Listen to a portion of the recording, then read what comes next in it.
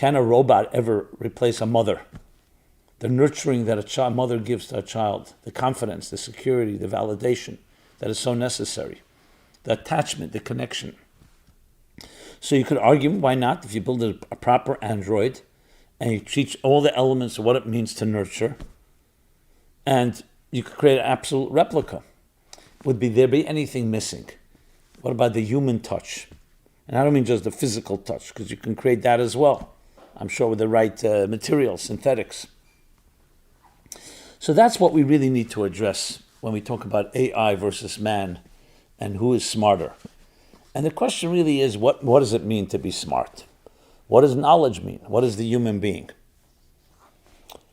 So some of you may have heard the program I did earlier on ChatGPT. Is that the beginning of something bigger coming? So I'm not going to review and repeat what I said there, even though there's obvious overlap. I want to talk about, so what does it mean to be smart? What does it mean to be intelligent? What does it mean to be human? Now, we all understand that the mind, knowledge, is a very powerful, maybe the most powerful tool we have. Look what humans were able to do. The very creation of artificial intelligence is a testimony to the brilliance of the human mind. We were able to conquer space and time in so many ways. Animals, the elements that are far stronger than we are. Be able to build homes to withstand even great storms. This doesn't mean that it's perfect. Obviously, we're still fragile human beings, mortals. But look what we were able to accomplish on this earth, how we transformed it. And beyond earth, in the sea, in outer space. So there's no question the mind is an unbelievable tool. But it also comes down to, is that all there is to life? Do you love to travel, to experience that rush of a surprising, unprecedented discovery? If you love to travel, please join me on the ultimate journey, the 60-day journey, a spiritual guide to the high holidays that can help you discover new resources. So please join me as we travel on these 60 days. I remember once I was in Boston and I was visiting people I knew.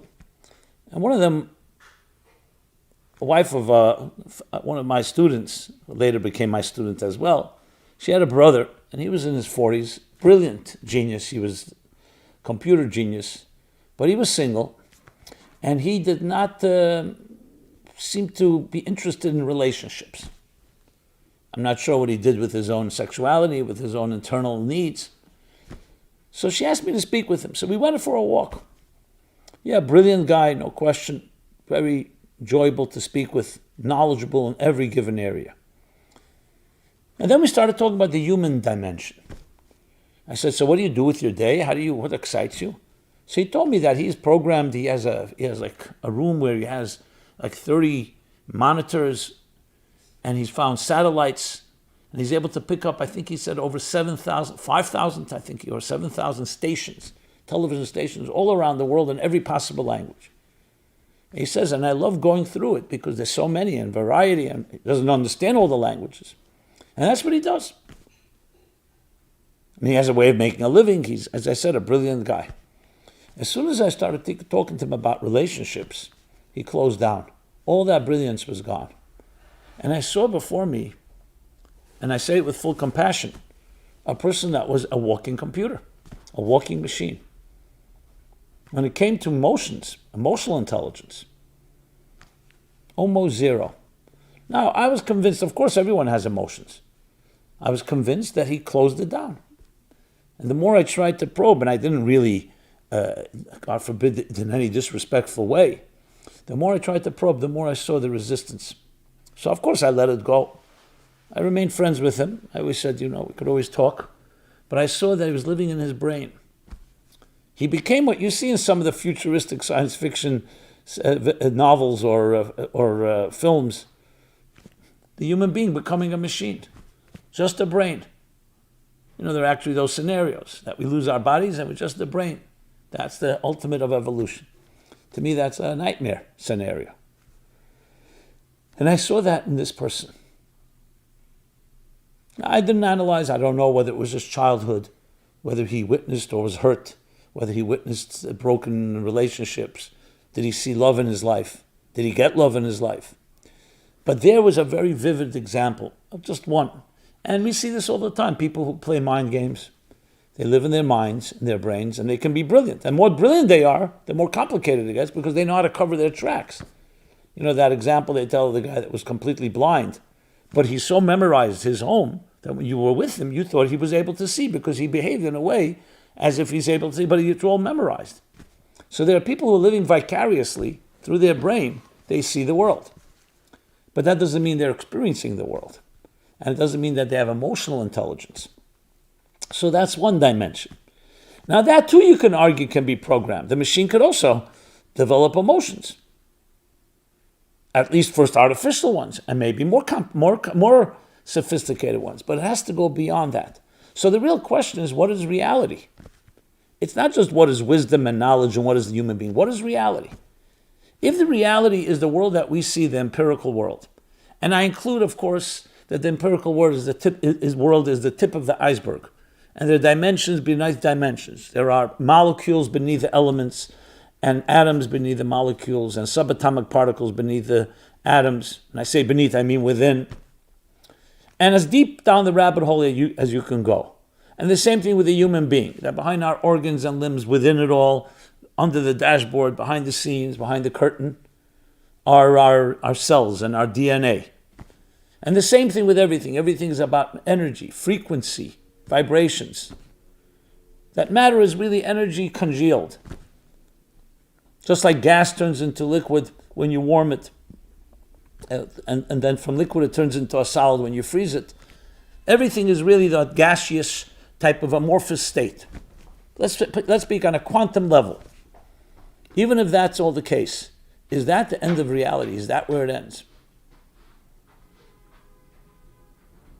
So the mind has gone even in places like that. When you talk about quantum, for example, we know it's counterintuitive to rational thinking. When I say rational thinking, as it was known, let's call it a Newtonian model of physics. But then we discovered things that are indeterministic and states of probability, and things don't exist until you observe them. And all that comes with the quantum theory. So even that has become part of how our minds work. So what the real question is, so what is reality? And have we overrated the brain and mind? Because if reality is beyond the mind, and the mind is just one facet of it, let's call it the most sophisticated facet, it's still part of the tool chest. It's still an instrument. It's a means to an end. But what's the end? So let me submit to you two models of how to look at your life and how we all look at life. And you'll see everyone fits into one of these two models or something in between. And the two models I'm going to speak about is the prevalent way we look at things, either because we are naturally inclined due to our self-interest or because of our education, our society, and our culture. And another model, we'll call it the spiritual model, the Kabbalistic model, the biblical model, the transcendent model, whatever name you want to give it.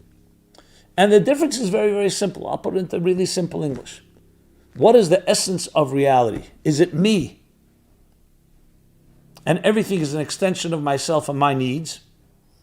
So then, knowledge, information, technology, even emotions, everything, even spirituality, is all about expanding my needs, expanding my horizons.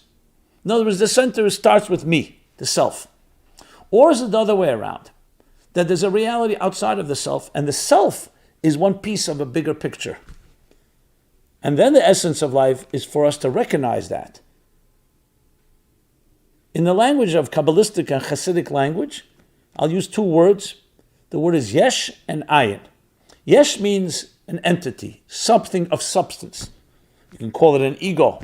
And I don't mean ego as arrogance necessarily. It could become arrogant, but it means a sense of self.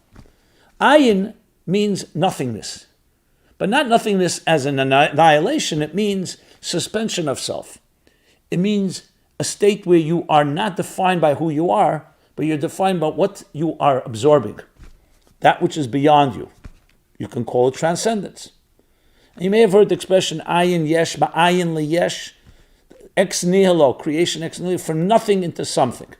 But nothing is misunderstood, and nothing doesn't mean nothing. It means a different type of reality that we're not familiar with. So for us, we call it nothing because based on my empirical tools, I can't see it. It's invisible.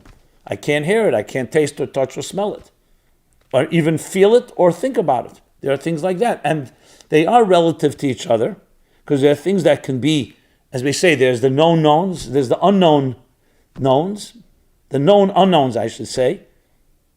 And then there's the unknown unknowns that you don't even know that you don't know. So it's all relative where you are.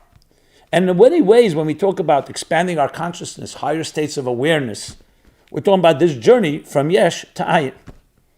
So the way the Kabbalists put it, and the Hasidic masters put it, is that reality began far beyond and before your individual sense of self. So from the top down, it began from a state of ayin, a state that was completely not defined by parameters and definitions that we're familiar with. Or for that matter, any definitions. And that ultimately evolved into becoming a defined entity, ultimately the entity called the self. We, however, have to work from the bottom up because we begin with a sense of self, sense of self-consciousness. And we are looking and seeking that which is higher than our own self. And knowledge and information is all part of that process. It is what allows us to move from the subjective self, which is emotions. Emotions means I like it, I don't like it. Imagine we were just emotional creatures, we would never have objective perspectives. Every scientific theory would be what's in it for me? And that can distort the theory, as we know. Subjectivity, for all its value, and its value is tremendous because it's what is ultimately where life plays itself out. But on the other hand, subjective interests create all the prejudices and the bias and all the notions that distort an objective picture. The mind frees us from subjectivity. That's its ultimate goal. And allows us, therefore, to look at something not based on previous prejudices or preconceived notions or something we heard, but by either it's experimental, it can be replicated, it can be deduced. There's a logical process. But it doesn't end there. It's all instruments, as I mentioned. Instruments what? To experience the ayin. So the process from the top down, it goes from a state of an amorphous, or even beyond amorphous, undefined state into definition. That's the true process. But the process we go through is from the bottom up. From definition, we are seeking that which is beyond definition. So it's no surprise that as technology develops, we moved from a very empirical, macroscopic, Newtonian picture of the universe, of cause and effect, and absolutes and determinism, and we come to discover that beneath the surface lies a quantum indeterminism, which initially, and still every time, is jolting when you think about it. But when you look at it from this perspective, it makes total sense, because we're moving inward. We're moving from an outer defined state, from the solid into the liquid, into the gas, and beyond the gas. So it makes total sense that we get into places that are so subtle, they're not visible to the eye or to the ear. When I say visible, I mean that we can't hear it, or our other senses. And it makes total sense because that's where reality really plays itself out. And when you think of it that way, it's not at all disturbing. Oh, of course it makes sense when you start thinking about it. I remember the first time I discovered some of these ideas in science, I said, oh, that's exactly what the mystics have been teaching all the time. And it also creates a more holistic view of everything, because then we're all connected in that sense. So on a physical outer reality, we're not connected. My self-interest may not make conflict with yours. And hence we have disagreements to the point of even divisiveness, to the point even of war, God forbid. Look at history. However, when you go into the inner level, there's an intrinsic and inherent unity that connects everything. Every subatomic particle, everything is part of one larger unity. As a matter of fact, some say that's the reality and everything else, I won't call it an illusion, but is a superimposed and a far more superficial reality, the fragmentation of existence. And this has been proven in neurology and in quantum mechanics and so many other areas.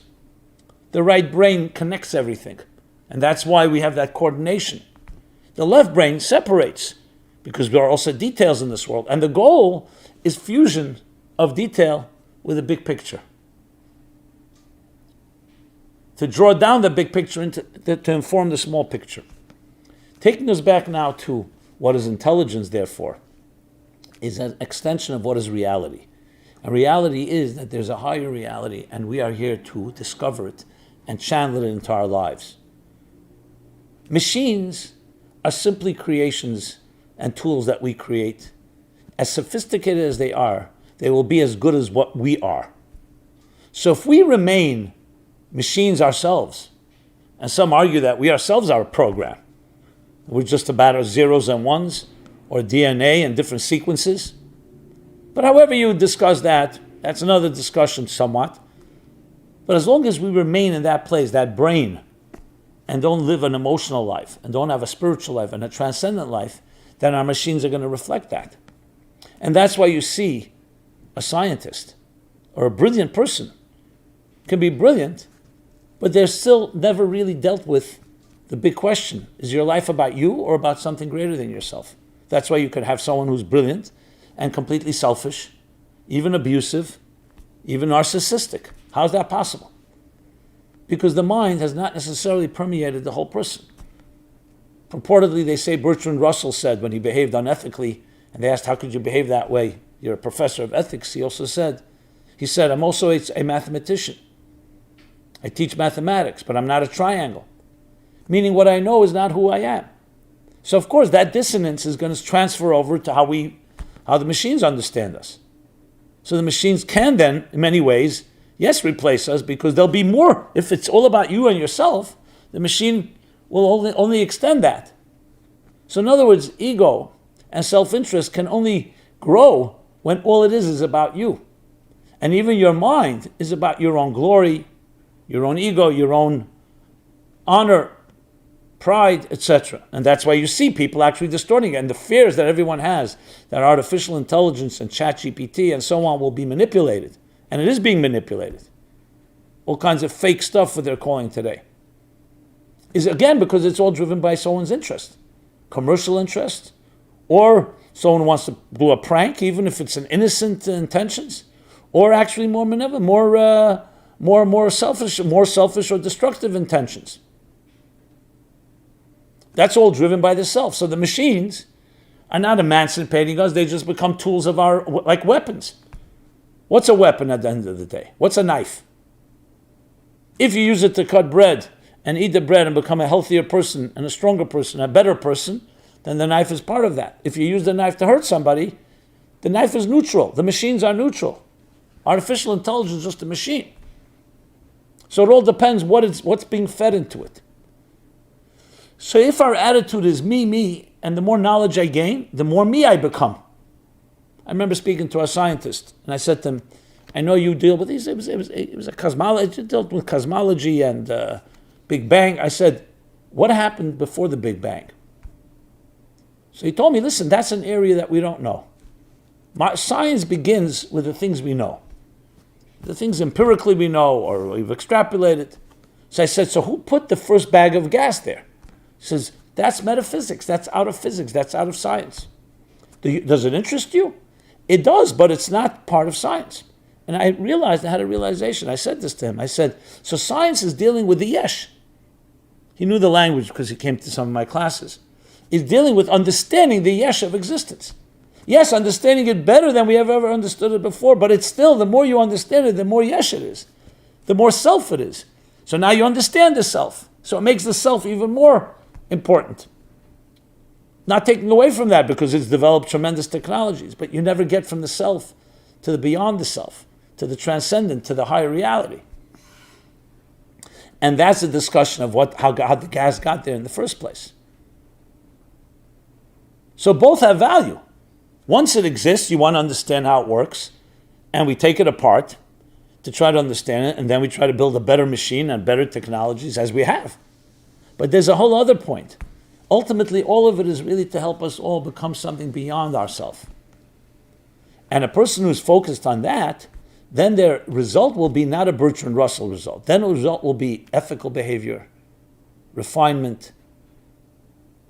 Instead of dissonance, integration, a fusion between mind and heart, emotional intelligence, spiritual intelligence, and ultimately all the knowledge and all the machines are being used to what? To experience a reality beyond ourselves. And that's the choice we have. We've always had this choice, mind you. Now, there was never a time there was no technology, because as soon as a human being existed, they right away tried to make things better, whether creating a pot or a wheel or whatever it may be. But this has always been the challenge. Is your life defined by you, and everything is an extension of you, even if it's noble? Evolutionary theory argues that even nobility and kindness and compassion and empathy and even self-sacrifice is better for the species, is better for the yesh. Or is the approach the other way around, as Abraham came to discover, that there's a higher reality, I am a piece of it. I've been blessed to be a piece of it, and the greatest goal in life is for me to connect with it. And that means losing myself in the process. Not losing your identity, your individuality, losing your ego, losing that self-contained self. It's not all about, doesn't begin and end with your needs. So in a relationship that would translate, your needs will be met, but it's not defined by your needs. It's defined by two people connecting to something greater than themselves. And that's ultimately love, and ultimately transcendence, and the ultimate nature of what we truly are. Now, I'm not here to prove one way or the other, people can choose, but it's important to know the alternatives, to know the options. Now, most of us live in a place somewhere in between. We have our spiritual transcendent moments, but the yesh is, let's be honest, the most dominant factor, self-interest. The question is how much we curb it, how much we tame it, how much we channel it and harness it to that higher experience. So again, this is not about annihilating or obliterating self, God forbid. It's about allowing the self to absorb something greater. And that is where it comes down to answer the question, AI versus man, who is smarter? If you talk about pure smarts, computer chess can today beat any chess master. And the same will be with any other thing. No human will be a match to a machine in sheer power and even in sheer processing. And I would even go on with even creativity, pure creativity. If you put enough into the machine, enough data.